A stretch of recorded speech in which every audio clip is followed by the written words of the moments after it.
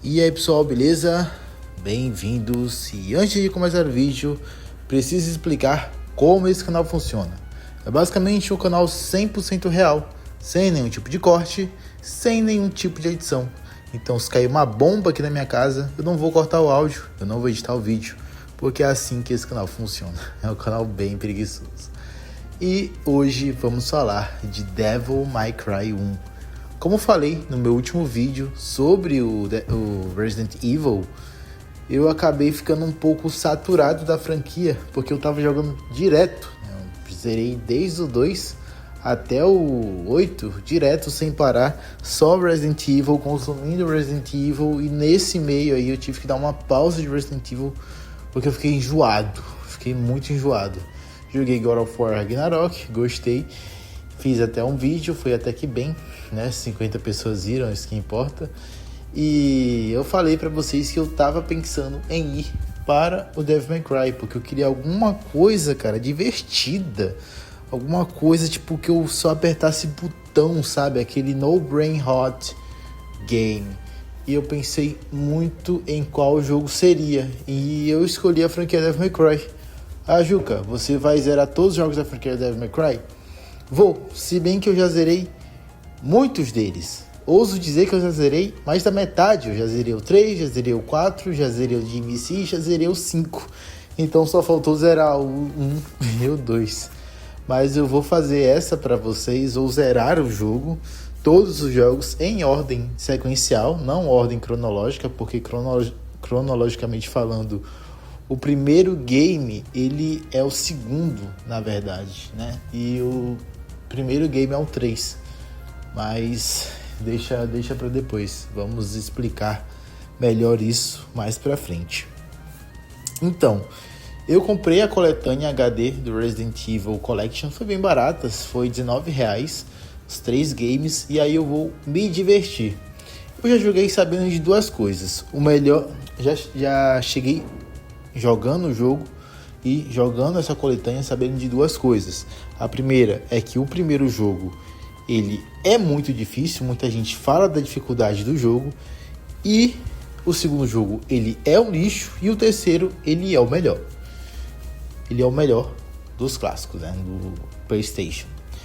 E para quem não sabe, o Devil May Cry, acho que quem vê vídeos de YouTubers de curiosidade sabe disso, mas o Devil May Cry ele surgiu do Resident Evil 4, né? Ele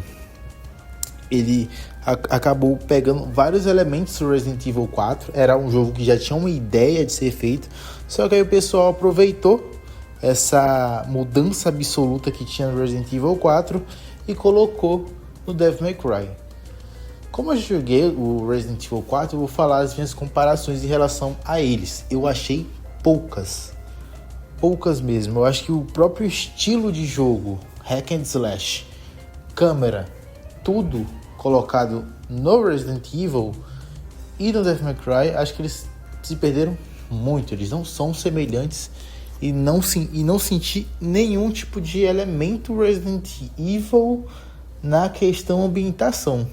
Não achei. Muita gente diz que a ambientação foi o que fez Devil May Cry ser o que é pra separar de Resident Evil, mas eu não achei a ambientação parecida não. Em nenhum momento eu pensei, nossa, lembra um pouco Resident Evil 4.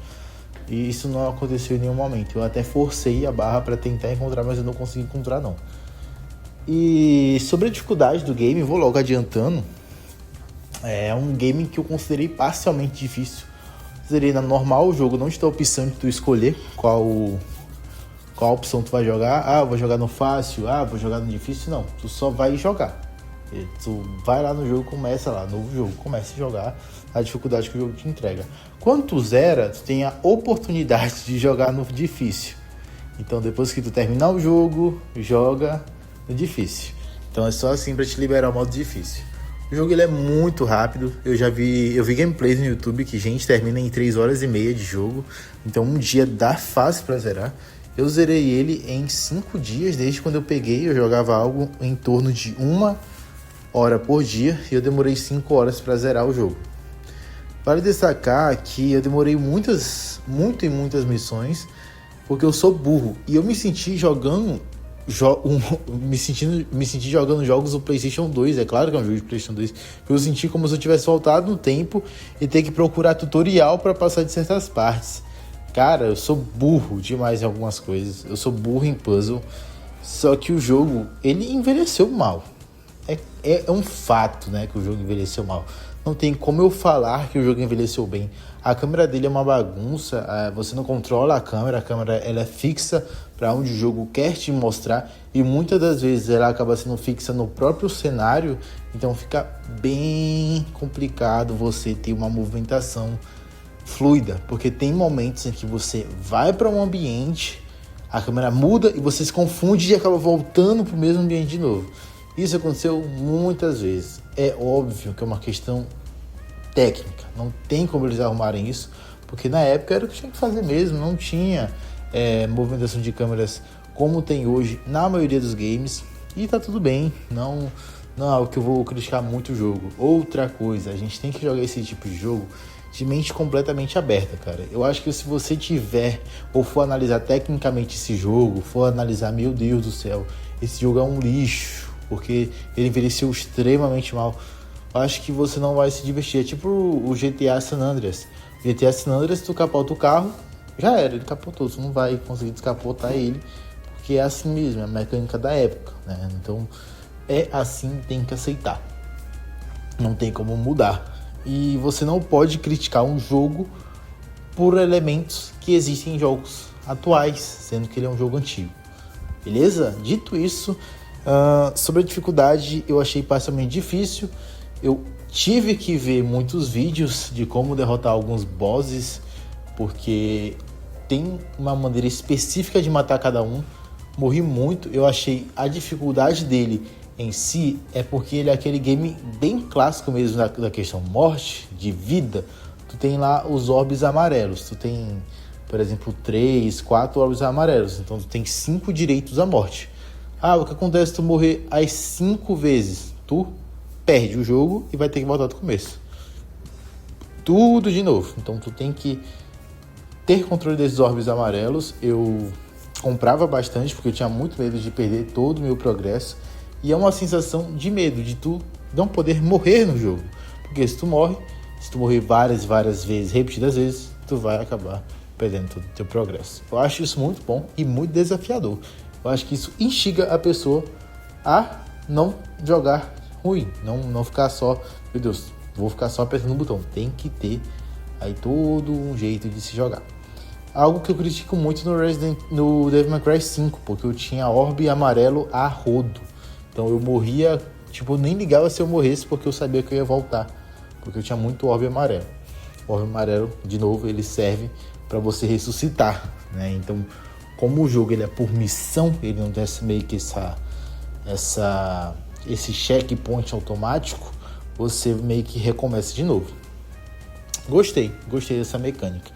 A mecânica de vida, a mecânica de conseguir upar sua vida, upar o seu poder, é sempre comprando. É um sistema bem parecido com o God of War, né? Eu tô comparando com o God of War, mesmo sabendo que o Devil May Cry veio primeiro, porque é o jogo que o pessoal tem em mente. God of War clássico, tá? Que você pega o sangue, e esse sangue é usado para upar suas armas e upar o Kratos. A mesma coisa acontece aqui, você upa suas armas.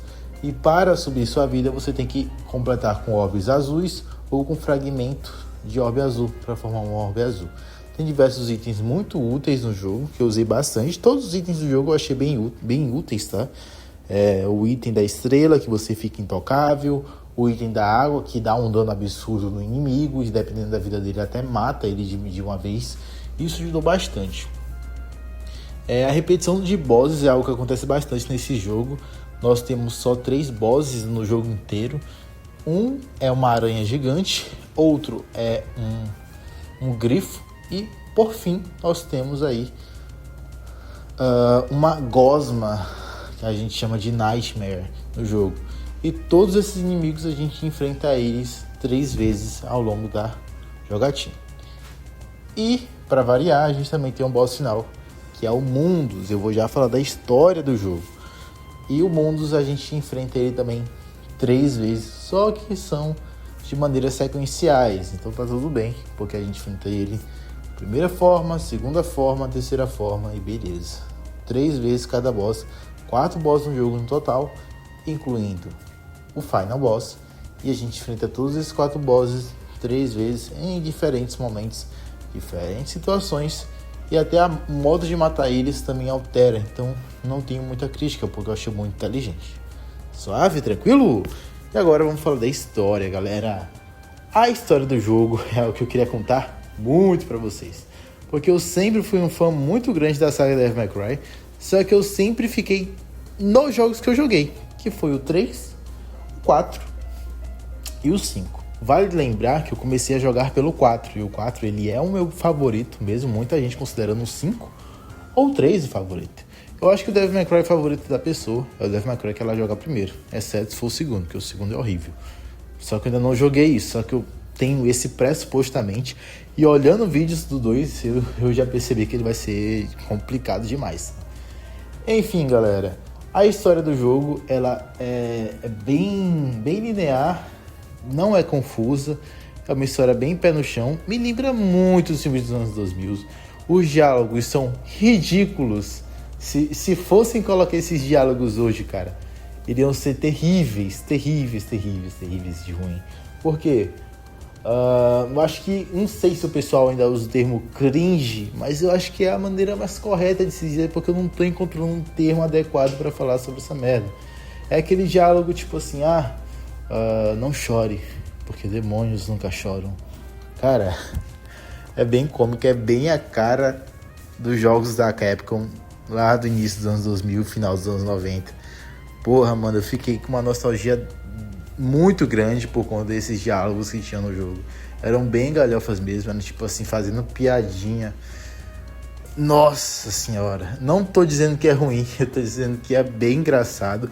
E não tem como criticar, cara, porque é da época. Tipo, na época, porra, fazia sentido, na época era bom, mas hoje em dia, se for colocar um diálogo desse no jogo, é horrível, meu Deus. Lembram muito os diálogos da Marvel, de piadinha, né? Esse tom de cômico. Me lembrou até algumas falas do Atreus em God of War. Porque é bem ridículo, bem ridículo. Acho que é até proposital esse ridículo. É um jogo bem japonesão, né? As questões das cenas, as cenas são obviamente bem japonesas. Estilo japonês, é um jogo japonês. Não tem muito o que falar a respeito disso. A história contou muito sobre a Trish, que vai pedir a ajuda do Dante a parar o Mundus.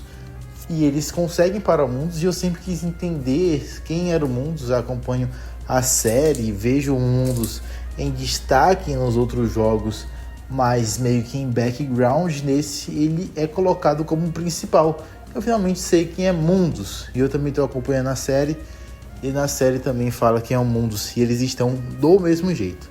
Além disso, eu percebi finalmente a intenção de recolocar algumas fases. Quem jogou o Devil May Cry 5 depois de esperar o Devil May Cry, depois de jogar o 1, 2, 3, 4, cara, vão gostar muito, né? Porque, no caso, iriam gostar do 5 muito, porque muitos elementos que apareceram no 5 são do primeiro jogo. Então tem fase lá do primeiro jogo, por exemplo, uma fase onde a gente vai meio que para um submundo que é todo cheio de coisas orgânicas, carne, e isso volta de novo no 5. E não tem isso no 3, não tem isso no 4, não sei se tem no 2, e é realmente muito bom mesmo. Os inimigos, eles também são bem únicos, eles só aparecem nesse jogo e voltam no 4, é algo muito legal também, gostei bastante disso. Então Devil May Cry, eles têm essa conexão no universo mesmo, bem legal, bem da hora, e gostei bastante dessa parte, né?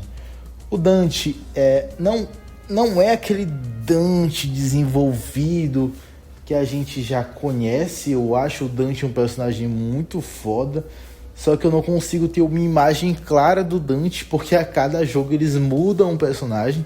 Pra mim, o Dante mais foda que tem é o do 4, cara. Pra mim, é aquele Dante lá, ele coloca um Dante primeiro como o nosso vilão do jogo. Ele passa uma aura muito, tipo, porra, o cara é foda. Mas nesse, ele me lembra um pouquinho um pouquinho o Dante do 3, mas não o Dante do 4, sendo que teoricamente eles são os mesmos, né? Eles estão meio que na mesma idade. Enfim, gostei do Dante como personagem. A Trish, ela é introduzida nesse jogo. Vou ver os outros jogos, só que eu tenho uma certa lembrança da Trish no 3, não sei. Mas ela aparece no 4 também, aparece no 5. E não, quem aparece no 3 é outra, mas tudo bem, beleza. Cara, gostei bastante do jogo, joguem mesmo. Comprei essa coletânea da Capcom, é só R$19, se pá, vocês encontram até mais barato. São jogos de PlayStation 2 e vou falar uma coisa pra vocês, galera. Me diverti muito nesse jogo, me diverti bem mais nesse jogo do que, por exemplo, em outros jogos recentes que eu joguei, cara. Eu achei impressionante como os jogos antigos são melhores que os jogos atuais, porque eu sinto que eu tô jogando a mesma coisa.